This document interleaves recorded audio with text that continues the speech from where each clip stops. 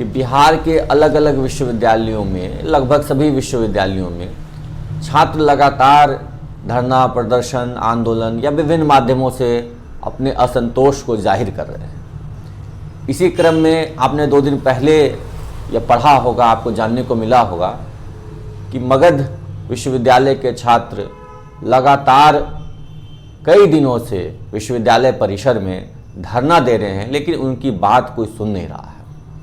तो इसी से तंग आकर के, इसी से आजिज होकर के मगध विश्वविद्यालय के छात्रों के एक समूह ने पटना में बैठक की है और बैठक करके 26 जुलाई को राजभवन मार्च करने का प्रोग्राम तय किया है।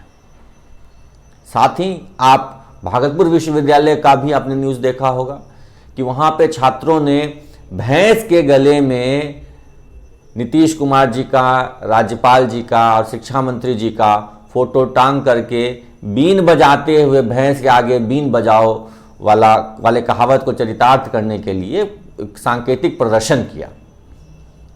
तो हर तरफ आक्रोश है। पूर्णिया यूनिवर्सिटी के छात्रों ने 22 जुलाई को शाम में ट्विटर ट्रेंड कराया वहाँ की समस्याओं को लेकर के। जयप्रकाश यूनिवर्सिटी के छात्र लगातार अपने परिसर में आंदोलन प्रदर्शन कर रहे हैं। तो कुल मिलाकर के ये देखने को मिल रहा है कि बिहार के सभी विश्वविद्यालय में समस्याएं बहुत ज़्यादा हैं और उन समस्याओं को लेकर के अब छात्र धीरे धीरे मुखर हो रहे हैं। जो एक मुहिम हमने शुरू की थी कि बिहार के हायर एजुकेशन पर बात हो, बिहार के हायर एजुकेशन पर जो है छात्र जो है वो खुद आगे आकर के संघर्ष करें, वो मुहिम अब धीरे धीरे रंग लाती दिख रही है। विभिन्न विश्वविद्यालयों में छात्र अलग अलग मोर्चे, बैनर के तले, और सबसे खास बात यह है कि सारे जो आंदोलन हो रहे हैं वो नॉन पॉलिटिकल स्टूडेंट ऑर्गेनाइजेशंस के द्वारा हो रहे हैं। नॉन पॉलिटिकल स्टूडेंट ऑर्गेनाइजेशन से मतलब है कि जिनकी किसी राजनीतिक दल से कोई प्रतिबद्धता नहीं है। मगध विश्वविद्यालय के छात्रों में भी जो प्रदर्शन चल रहा है वैसा ही है। भागलपुर में भी अंक क्रांति दल और छात्र संघर्ष मोर्चा के बैनर तले हो रहा है। जेपीयू में जो है वहाँ पे RSA, रिसर्च स्कॉलर्स एसोसिएशन करके है, उनके माध्यम से ये आंदोलन को किया जा रहा है, लीड किया जा रहा है। हर जगह नॉन पॉलिटिकल स्टूडेंट ऑर्गेनाइजेशंस आगे आकर के छात्रों के आंदोलन को अपने हाथ में ले रहे हैं। इसकी बड़ी वजह यह है कि जो पॉलिटिकल स्टूडेंट्स ऑर्गेनाइजेशन हैं वो लोग कहीं ना कहीं अपने संघर्ष को सही तरीके से अंजाम नहीं दे पा रहे हैं, कहीं ना कहीं वो संघर्ष में आगे नहीं आ पा रहे हैं।